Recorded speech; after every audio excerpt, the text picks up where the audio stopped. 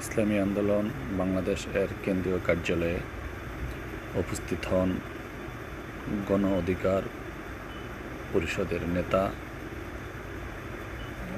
ঢাকার ইউনিভার্সিটির সাবেক ভিপি, ডাকসু ভিপি নুরুল হক নূর সহ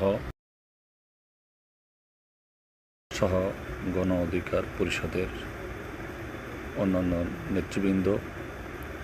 উপস্থিত ছিলেন ইসলামী আন্দোলন বাংলাদেশের মোহতারাম আমির মুফতি সৈয়দ রেজাউল করিম, হযরত পীর শেখ হুজুর চরমনাই।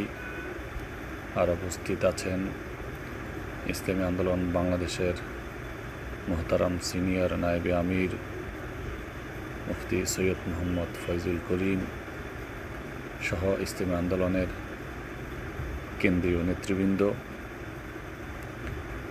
এক সৌহার্দ্যপূর্ণ পরিবেশে মত বিনিময় হয়, কুশল বিনিময় করেন এবং বর্তমান প্রেক্ষাপটে আমাদের করণীয় কি, রাজনৈতিক দলদের কি করণীয়, এই সমস্ত বিষয় নিয়ে আলোচনা হয় এবং ভিপি নূর তাকে কীভাবে নির্যাতন করা হয়েছে, গ্রেপ্তার করা হয়েছে, এগুলো স্মৃতিচারণ করেন, শায়েখদের কাছে দোয়া চান।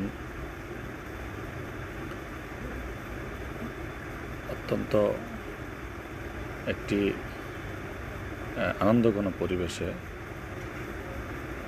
ওনাদের এই সাক্ষাৎ হয়। গণ অধিকার পরিষদের আরেক নেতা রাশেদ, তিনি উপস্থিত ছিলেন। ইসলামী আন্দোলনের কেন্দ্রীয় নেতা KM আতিকুর রহমান উপস্থিত ছিলেন। শেষে নেতৃবৃন্দ, গণ অধিকার পরিষদের নেতৃবৃন্দ হযরত পীর শেখ হুজুর শায়েখে চরমনাইয়ের কাছ থেকে দোয়া চান এবং শায়েখদের ওনাদের মাথায় হাত রেখে দোয়া করেন এবং নসিহত করেন যাতে আগামী বাংলাদেশ একটি সুন্দর বাংলাদেশ বিনির্মাণ হয়, একটি কল্যাণ রাষ্ট্র প্রতিষ্ঠা হয়।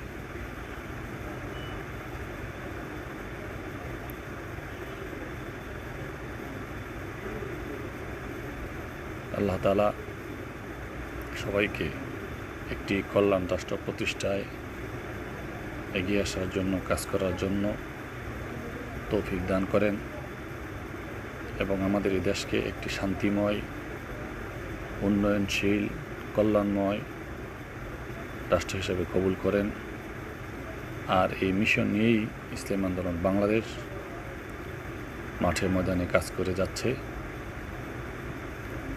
আমরা আশা করি ইসলামী আন্দোলন বাংলাদেশ যেভাবে কাজ করে যাচ্ছে, অচিরেই দেশ একটি কল্যাণময়